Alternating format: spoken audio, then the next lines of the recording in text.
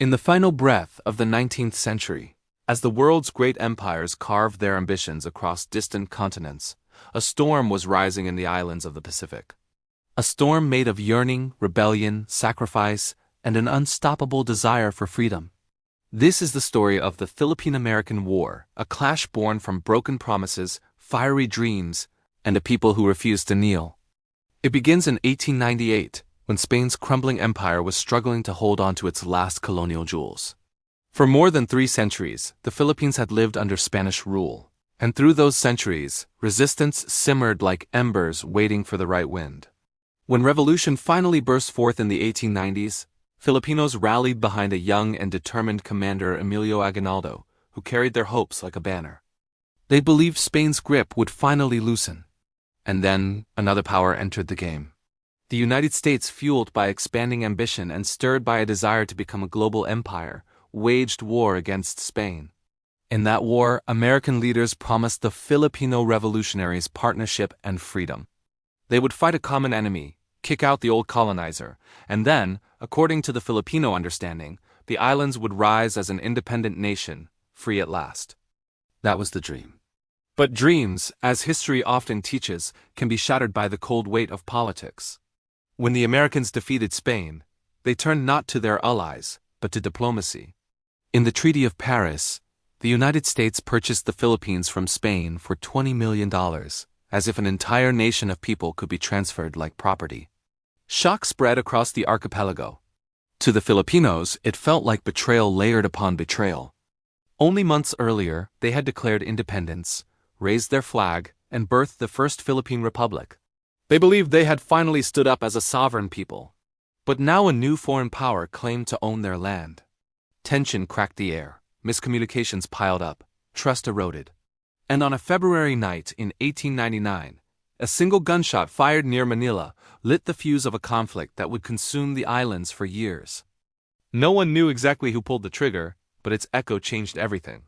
Suddenly, the United States, fresher, stronger, fueled by industrial power, was at war with the very people it had once called allies. And the Philippines, newly born as a republic, found itself facing a colossal force determined to impose its rule. At first, the war looked like a conventional battlefield struggle. The Filipino army, though brave and determined, was outmatched in weapons, training, and logistics. Fighters carried outdated rifles, handmade weapons, and the raw courage of men defending their homeland. They fought in open fields under the harsh tropical sun, holding the lines, refusing to surrender even when the odds towered against them. Philippine forces fought fiercely at battles like Manila, Caloocan, and Malolos, but American troops pressed forward relentlessly, their march backed by steel, artillery, and one of the most powerful armies on earth. As the months passed and the Filipino lines thinned, Aguinaldo and his commanders realized that open warfare against such a force was hopeless. So the war changed shape, melting into the thick forests, the mountains, and the villages. What had been a conventional battle transformed into guerrilla resistance. Filipino fighters struck from the shadows, ambushing detachments, disrupting supply routes, using their knowledge of the land as their greatest weapon. It wasn't just a war of armies. It became a war of endurance. Inside the villages, ordinary people paid the heaviest price. The Americans, frustrated by hit-and-run attacks, turned to brutal countermeasures. Entire towns were burned. Civilians were forced into concentration zones known as reconcentration camps. Anyone suspected of helping guerrillas risked execution. Torture methods like the infamous water cure spread fear across the islands. What was supposed to be a mission of benevolent assimilation, as the Americans called it, began to look like raw, merciless conquest. In the Visayas and the mountains of Luzon, resistance only hardened. Leaders like General Antonio Luna, brilliant but iron-willed, tried to unify the Filipino forces. Tragically, internal rivalries, misunderstandings, and political divisions weakened the republic from the inside. Luna himself was assassinated by Filipino soldiers loyal to rival factions, a devastating blow to the rebel cause. Aguinaldo kept moving through the wilderness, evading capture, urging his people to continue the fight. But the American forces were relentless. They hunted him through dense jungles, over mountains, and across rivers until, in 1901, they finally cornered him in Palanan. Surrounded, exhausted, and seeing no hope for further victory, Aguinaldo made the choice that echoed across history. He swore an oath of allegiance to the United States, hoping to spare his country further suffering. For many, it was a moment of heartbreak; for others, a necessary step to end the bleeding.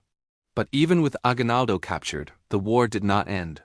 In the southern islands, particularly Mindanao and the Sulu region, resistance continued with fierce determination. Muslim fighters, known as Moros, who had resisted Spanish rule for centuries, now faced an American war machine determined to bring them under the same banner. Their struggle became its own chapter of ferocity and tragedy, stretching years beyond the official end of the war in 1902. In remote corners of the Philippines, battles raged long after the world thought the war was over. Some Filipino fighters never surrendered. Some died in hidden trenches. Some melted back into their villages, carrying the memories of the struggle like scars beneath the skin. By the time the war was officially declared over, hundreds of thousands of Filipino civilians had died, many from famine, disease, and the brutal consequences of occupation. Towns were burned, families displaced, and an entire generation marked by the cost of freedom. For the United States, the war was framed as the birth of a new era of global presence. For the Philippines, it was a bitter awakening to the reality of imperial ambition. But even in defeat, something powerful survived.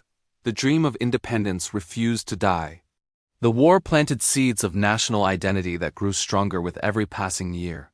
Heroes emerged: martyrs, revolutionaries, leaders who would guide the next chapters of the struggle. And though independence would not come until 1946, the fire ignited in 1899 never truly faded. This war was not just a clash of armies. It was the collision of two destinies, one rising from colonial shadows, the other reaching outward for power. It was a story layered with tragedy, resilience, betrayal, and the unstoppable spirit of a people who believed their land, their culture, and their dignity were worth fighting for, no matter the cost. Today, the memory of the Philippine-American War stands as a reminder of the sacrifices made in the pursuit of freedom. A reminder that empire always comes at a price. And a reminder that the human desire to shape one's own destiny is stronger than any army, any treaty, and any empire that seeks to silence it.